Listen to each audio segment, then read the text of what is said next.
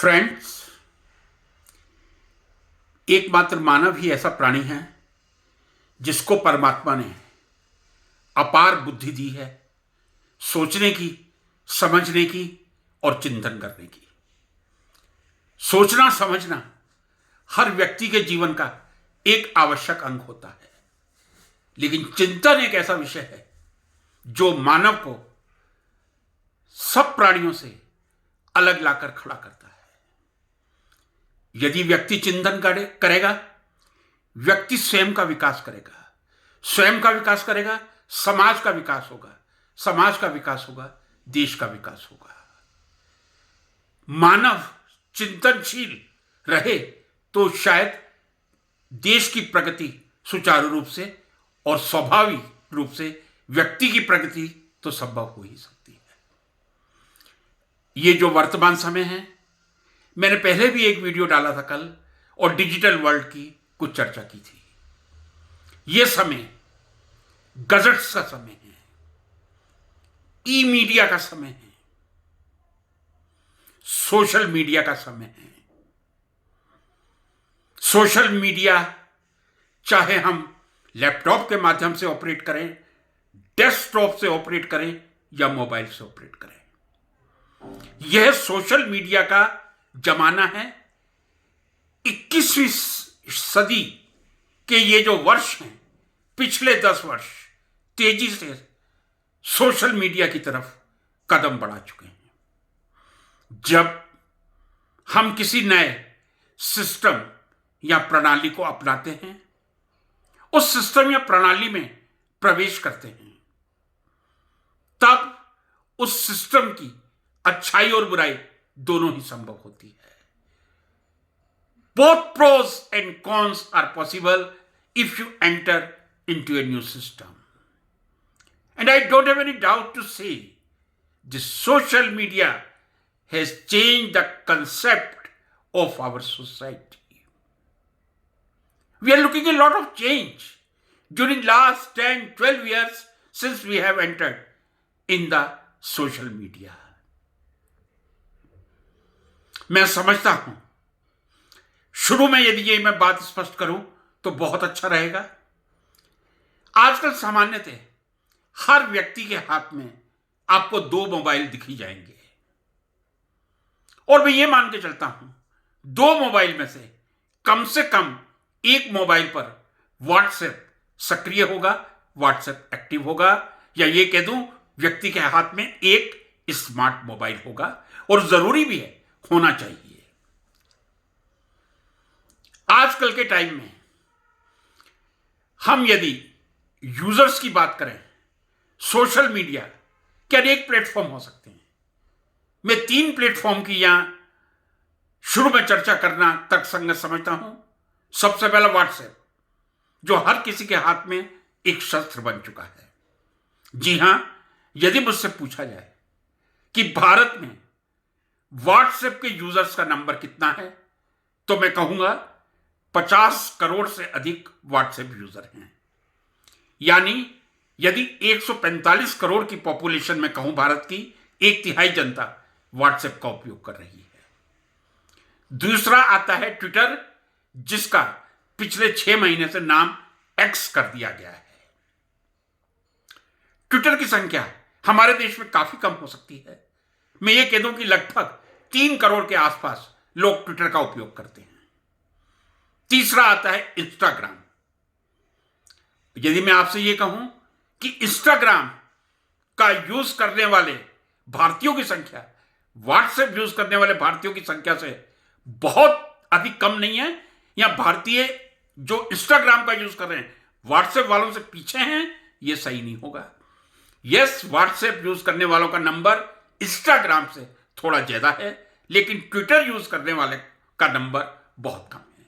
एक बार मैं पुनः ये डेटा दे दूं, भारत में लगभग 50 करोड़ लोग व्हाट्सएप यूज कर रहे हैं, 50 करोड़ से थोड़ा कम इंस्टाग्राम यूज कर रहे हैं, और 3 करोड़ ट्विटर का यूज कर रहे हैं। यह सोशल मीडिया की स्थिति है। हम सब सोशल मीडिया का उपयोग कर रहे हैं, पूरा परिवार कर रहा है। कल मैंने अपने वीडियो में कहा था 1.5 साल के बच्चे के हाथ में भी मोबाइल दिखेगा और एक 70-80 साल के मैच्योर के हाथ में भी मोबाइल दिखेगा। सोशल मीडिया का उपयोग कहां तक और किस उम्र में, किस सीमा तक उचित है, ये चर्चाएं टीवी पर समय समय पर आती रहती हैं। टीवी में कुछ ऐसे चैनल हैं जो इन समस्याओं से चिंतित होकर विषय विशेषज्ञों को, सब्जेक्ट एक्सपर्ट्स को बुलाकर इस तरह की चर्चा करते हैं। यहां मैं जो कुछ कहने जा रहा हूं, यह मेरा व्यक्तिगत मंतव्य हो सकता है। मैं ये नहीं कहता कि सब इससे सहमत हो, लेकिन यह मेरा व्यक्तिगत विचार है। 1.5-2 वर्ष के बच्चे के हाथ में मोबाइल आपको मिलेगा। यह मैं एग्जेग्रेट नहीं कर रहा हूं, यह सत्य है, हकीकत है। कहां तक उचित है 1.5-2 वर्ष के बच्चे के हाथ में मोबाइल को देना? और जब भी बच्चे के हाथ में मोबाइल आएगा, उसका पहला ध्यान, उसका पहला आकर्षण, which is very natural, video games होगा। क्या आंखों पर उसका दुष्प्रभाव पड़ेगा? क्या हमने कभी इस बात की चिंता की है? शायद नहीं की होगी। यदि हमने इस बात की चिंता की होती तो हम बच्चों के हाथ में मोबाइल इतनी आसानी से नहीं देते। एक लाड और प्यार का सिंबल बन गया है। यदि बच्चा मोबाइल मांगेगा, हम उसको तुरंत हाथ में दे देंगे। मेरा एक प्रश्न उन सभी माता पिता से है जो बच्चों के हाथ में मोबाइल देते हैं। यदि आपके घर में शोरूम में, घर के शोकेस में, कहते शोरूम गलत कह गया, शोकेस में 1.5 लाख का कोई शो पीस रखा हुआ है, बच्चा उसकी डिमांड करता है और वो पूरी तरह क्रिस्टल कांच का बना हुआ है, क्या आप बच्चे को वो 1.5 लाख का शो पीस देंगे? मैं आशा करता हूं 99% लोग नहीं देंगे। लेकिन हम मोबाइल इसलिए दे रहे हैं कि हमें मालूम है कि मोबाइल पर कोई फर्क नहीं पड़ेगा। पड़ेगा तो बच्चे की आंखों पर पड़ेगा, उसकी हमें चिंता नहीं है। ये एक पहलू है जो मैंने सोशल मीडिया का आपके सामने रखा है। इसका चिंतन इसके उपयोगकर्ताओं को करना है, यूजर्स को करना है। दूसरा, व्हाट्सएप यूज की मैं बात करना चाहूंगा।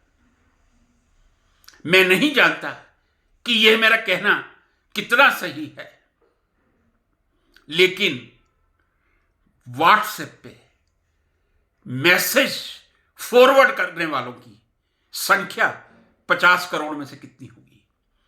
मैंने आपसे शुरू में कहा था, भारत में व्हाट्सएप का यूज करने वाले यूजर्स की संख्या लगभग 50 करोड़ है। मैं सिंपल बात यह कह रहा हूं, कितने 50 करोड़ में से ऐसे यूजर्स होंगे जो एक मैसेज को प्राप्त करके उसको आगे फॉरवर्ड कर देते हैं? मैं समझता हूं आप सब लोग भी अच्छी तरह जानते हैं और मैं भी इसका भुक्तभोगी हूं। यदि आप ग्रुप में जुड़े हुए हैं, एक दिन में आपको 200-250 तक संदेश प्राप्त हो जाएंगे। वो जो संदेश प्राप्त होते हैं, या तो गुड मॉर्निंग के होते हैं, शुभ प्रभात के होते हैं, या परमात्मा का साक्षात दर्शन व्हाट्सएप पे करवाया जाता है। हो सकता है मैं भी करवाता हूं, लेकिन ये मैं पूर्ण ईमानदारी से कह रहा हूं, अति सीमित संख्या में, शायद 2 या 3 लोगों को ही सुबह व्हाट्सएप पे मेरा ये मैसेज जाता होगा।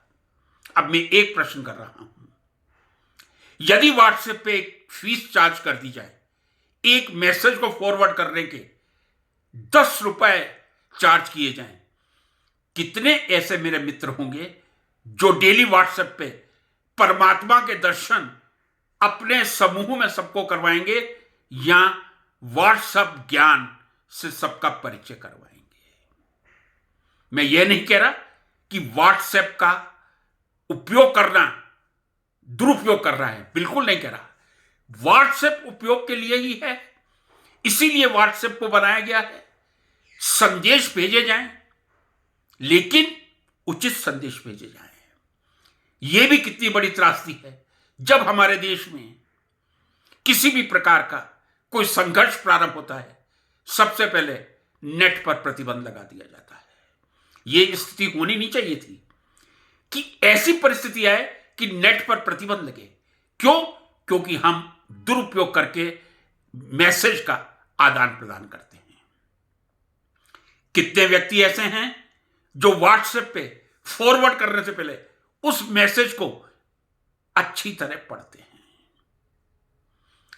एक मैं निवेदन करना चाहूंगा, मैं ये नहीं कह रहा, जो मैंने एक बात शुरू में हास्यास्पद ही कहूंगा कि 10 रुपया यदि चार्ज कर दिया जाए तो कितने लोग परमात्मा के दर्शन एक दूसरे को करवाएंगे या अपने ज्ञान से मतलब इधर से उधर फॉरवर्ड करने का काम करेंगे। मैं समझता हूं संख्या 50 करोड़ से शायद 5,000 तक पहुंच जाएगी। किसी पैसे का उपयोग की जरूरत नहीं है। मैंने आपसे कहा मानव एक चिंतनशील प्राणी है, परमात्मा ने बुद्धि दी है। आजकल आर्टिफिशियल इंटेलिजेंस का जमाना भी है। आपके मोबाइल में हिंदी से इंग्लिश, इंग्लिश से हिंदी और दूसरी भाषाओं में ट्रांसलेट करने की फैसिलिटी है। हम स्वयं का 2 पंक्तियों का संदेश बनाकर यदि सबको भेजें, कितना उचित होगा। हम परमात्मा के दर्शन करवाते हैं। हर व्यक्ति का इष्ट होता है। किसी के भोलेनाथ हैं, किसी के भगवान राम हैं, किसी की भगवान कृष्ण हैं, किसी की मां दुर्गा है। लेकिन हम 2 मिनट का एक वीडियो बनाकर परमात्मा को समर्पित करके यदि अपने मित्रों को भेजें, तो क्या वो दूसरों के मैसेज को फॉरवर्ड करने के अपेक्षा ज्यादा उचित नहीं होगा? व्हाट्सएप के प्रयोग की मैंने एक चर्चा की है, इसी को चर्चा का बिंदु नहीं बनाऊंगा। दूसरा विषय आता है इंटरनेट, और जब इंटरनेट आता है मेरे सामने गूगल आ जाता है। मुझे याद है सन 2004 में जब मैं केमिस्ट्री का head of department Hemchandracharya north Gujarat university में था, तब मेरे पास मेल नहीं था। चूंकि उस समय मैन्यूस्क्रिप्ट रिसर्च पेपर्स की थ्रू मेल जाती थी, मेरे विद्यार्थी कंप्यूटर डिपार्टमेंट में जाकर वहां से मेल करते थे। मेल आईडी मेरा बन गया था, लेकिन मेरे पास मेल नहीं था। दिसंबर तक आते आते मुझे ईमेल की सुविधा मिल गई थी और ईमेल का आदान प्रदान मैं अपने डेस्कटॉप से कर लिया करता था।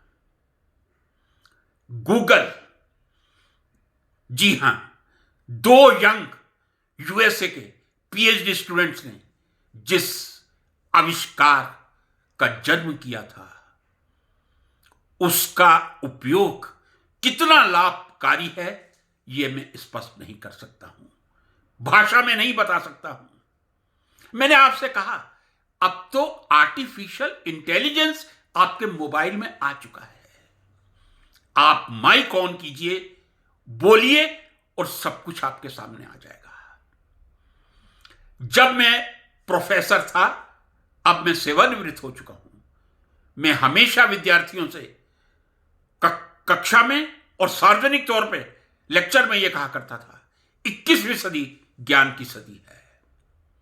21वीं सदी में यदि आप अज्ञानी रह जाएंगे तो फिर आप किसी दूसरे को दोष मत दीजिए, आप स्वयं अपने आप को ही दोष दे पाएंगे। 21वीं सदी में मैं कह रहा हूं, ज्ञान प्राप्त करना जितना आसान हुआ है उससे पहले कभी नहीं था। 1980 में मैंने एमएससी किया था, 1984 तक पीएचडी किया था। उसके बाद से लगातार बीएससी कक्षाओं को पढ़ाया था और पिछले 26 वर्षों से केवल एमएससी कक्षाओं को पढ़ा रहा था। व्यक्तिगत लाइब्रेरी है, बनाई है, उसका उपयोग करता था। लेकिन किस तरह से विद्यार्थियों का ध्यान लेक्चर की तरफ आकर्षित किया जाए, मैं समझता हूं इसमें गूगल ने बहुत सहायता प्रदान की है। और कल मैंने अपने वीडियो में कहा था, यह विद्यार्थियों के लिए भी एक शस्त्र है कि वो शिक्षक की परीक्षा ले सकते हैं, और शिक्षक के लिए बहुत ही उपयोगी शस्त्र है जो गूगल का सही उपयोग करके, उसको एनालाइज करके, इंफॉर्मेशन को नॉलेज में कन्वर्ट करके विद्यार्थियों तक पहुंचा सके। यदि आप गूगल से ज्ञान ले रहे हैं, आप उसको सत्यापित ज्ञान मत मानिए। आप ये मत मान के चलिए कि 100% जो लिखा है वो पूरी तरह सही है। क्या विकिपीडिया पूरी तरह सही होता है? 90% सही हो सकता है, 95% हो सकता है, 100% कोई भी विकिपीडिया सही नहीं हो सकता। लेकिन 95% इंफॉर्मेशन आप गूगल में विकिपीडिया से प्राप्त करके उसका सत्यापन पुस्तकों के माध्यम से कर सकते हैं।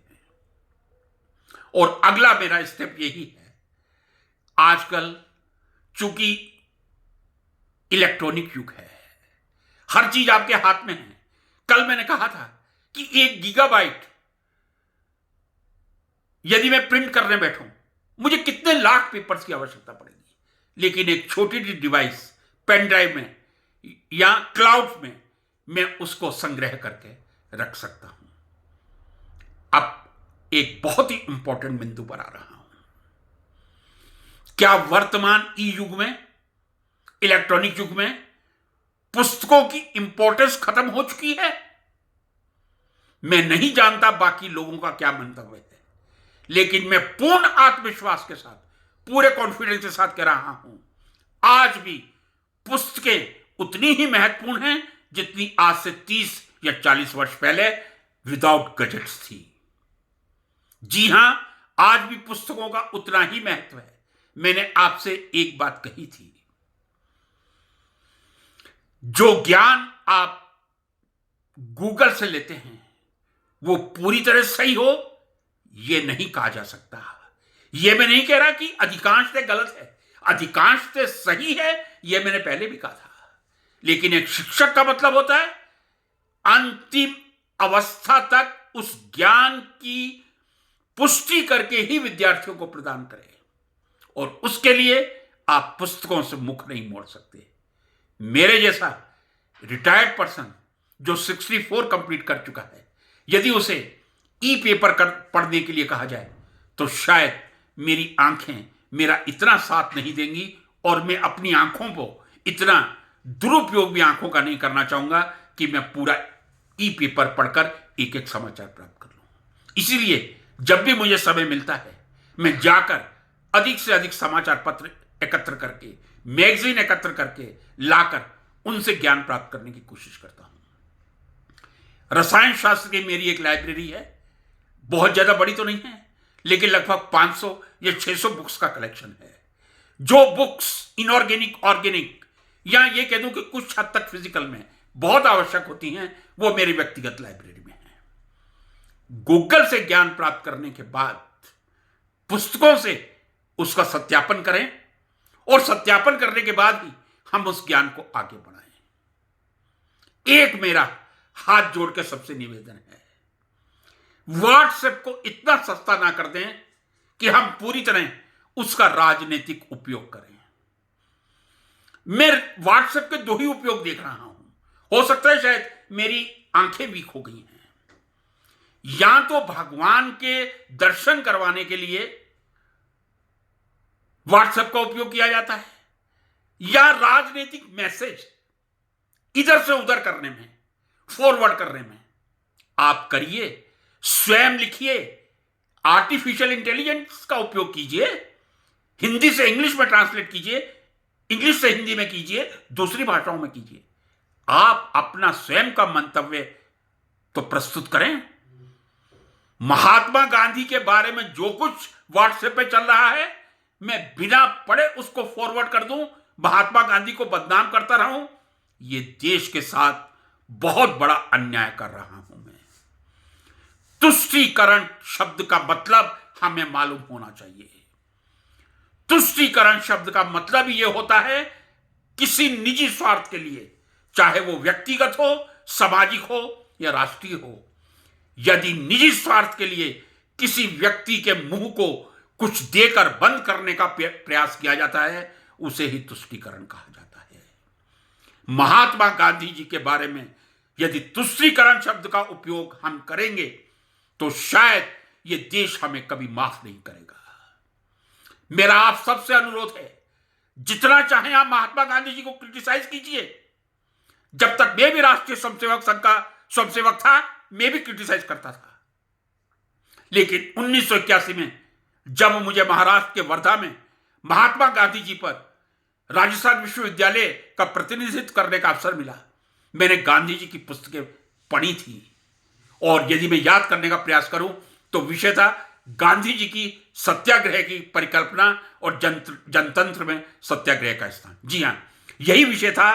हर विश्वविद्यालय से एक प्रतिनिधि बुलवाया जाता था और विषय था गांधी जी की सत्याग्रह की परिकल्पना और जनतंत्र में सत्याग्रह का स्थान। सबसे पहले मैंने गांधी जी की आत्मकथा पूरी पढ़ी थी, माय एक्सपेरिमेंट्स विद ट्रुथ, और हिंदी में सत्य के मेरे प्रयोग अथवा आत्मकथा। एक एक अक्षर आप उस पुस्तक का पढ़िए, महात्मा गांधी जी की ईमानदारी को समझने का प्रयास कीजिए, शायद आपके जीवन में बहुत बड़ा परिवर्तन आ जाएगा। महात्मा गांधी एक युग पुरुष थे। महात्मा गांधी जी ने कोई संपत्ति अर्जित नहीं की थी। महात्मा गांधी जी ने अपने परिवार को अपार संपत्ति देकर तुष्टीकरण नहीं किया था। किसके लिए तुष्टीकरण करना था? क्या देश के विभाजन के लिए महात्मा गांधी जी को आप जिम्मेदार ठहरा सकते हैं? मैं कहूंगा, यदि महात्मा गांधी जी को आप देश के विभाजन के लिए जिम्मेदार ठहराते हैं तो फिर एक दूसरा ऐसा पाप करते हैं जिस पाप को परमात्मा कभी माफ नहीं करेगा। देश के विभाजन के लिए गुजरात की धरती पर जन्मे मोहम्मद अली जिन्ना को यदि आप उत्तरदायी ठहराएं, तर्कसंगत लगता है। एक महात्मा को जिसने एक लंगोटी के बल पर अहिंसा के शस्त्र से इस देश को आजादी दिलवाई, उसको तुष्टीकरण के नाम के साथ जोड़ना घृणा का कार्य है। मैं एक ही शब्द कहूंगा, यदि आप थैंकफुल नहीं होते तो थैंकलेस भी मत बनिए। थैंकलेस मत बनिए यदि आप थैंकफुल नहीं हो सकते। यदि आप कृतज्ञ नहीं हो सकते, कृतज्ञ मत बनिए। महात्मा गांधी जी को समझने का प्रयास कीजिए। मैं समझता हूं कि इस ई युग में यदि सबसे ज्यादा व्हाट्सएप का उपयोग हुआ है, ऐसे व्यक्तियों के द्वारा हुआ है जिनमें अध्ययनशीलता की कोई रुचि नहीं है। यह आवश्यकता नहीं है कि कोई पढ़ा लिखा बीए, एमए, पीएचडी ही पढ़ेगा। अध्यवसाय हर किसी की रुचि हो सकती है। महात्मा गांधी जी ने, मुझे मालूम है, आपको भी मालूम है, वकालत की थी, कितना अध्ययन किया था। लेकिन महात्मा गांधी जी के गुरु, एक पुस्तक भी है महात्मा गांधी जी की, गोखले मेरे राजनीतिक गुरु। गोखले जी ने महात्मा को यह नहीं कहा था महात्मा जी को पढ़िए, पुस्तकें पढ़िए। उन्होंने कहा था भारत का भ्रमण कीजिए, भ्रमण करके भारत को जानने का प्रयास कीजिए। तो मित्रों, ये जो हम ई युग में इस इंटरनेट का दुरुपयोग करके एक मैसेज को दूसरी जगह बिना सोचे समझे भेजने का प्रयास कर रहे हैं, मैं समझता हूं ये इंटरनेट का उपयोग भारत देश में वरदान नहीं, अभिशाप ही साबित होगा। इसी के साथ अपने वक्तव्य को समाप्त करूंगा। चिंतन कीजिए। धन्यवाद।